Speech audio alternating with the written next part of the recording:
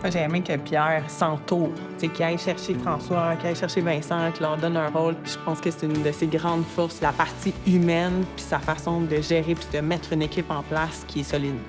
La portion de la vision la plus importante, c'est qu'on avait une valeur qui était une valeur humaine, avoir du plaisir, le respect, travailler en équipe. Et au travers des années, on s'est aperçu que c'est devenu la culture de Gestif. On n'est pas à la base nécessairement une entreprise familiale, mais on ressent ce côté-là hybride dans la façon qu'on travaille. Une famille, ça s'encourage, c'est là les uns pour les autres. Il y a quelque chose de plus grand que la business dans ce qu'on fait. Il y a aussi en dehors de l'entreprise qu'on supporte puis qu'on veut que chacun réussisse finalement. Là.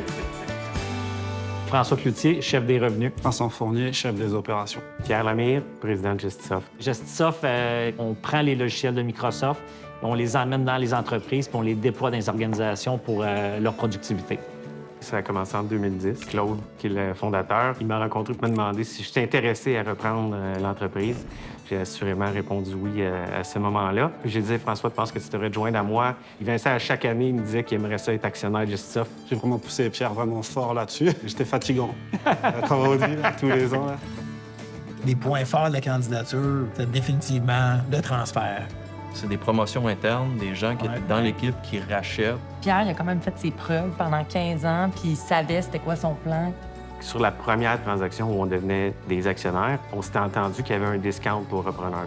La deuxième transaction, elle était à la valeur courante. La troisième transaction, qui est la dernière portion des actions, bien, il y avait confiance en notre projet de faire croître l'entreprise puis que ça puisse y amener une valeur qui soit supérieure à celle qui était établie dans les deux premières transactions. Ça démontrait vraiment la confiance que le président sortant avait envers le président relève, de lui accorder le titre de président avant même qu'il soit actionnaire majoritaire.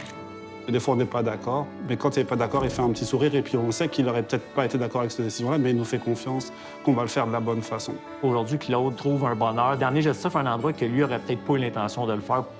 Je vais le dire en jeune, là, il vit sa best life entrepreneuriale. J'ai toujours cette image-là quand on était à Vancouver, justement, pour une transaction, une acquisition. Ouais. On était tous heureux, fiers, avec notre anglais un peu québécois, d'essayer d'acquérir une entreprise à Vancouver. Puis c'était beau, en fait.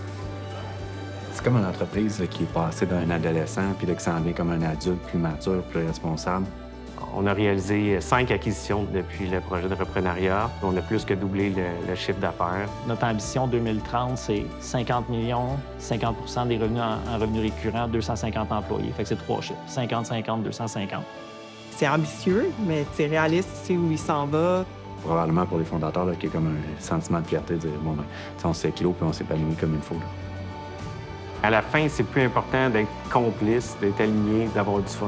Puis moi, je pense que quand on est comme ça, peu importe les objectifs qu'on s'est donnés, mais on va y arriver. Le travail, c'est une chose, mais le plaisir, c'est aussi important.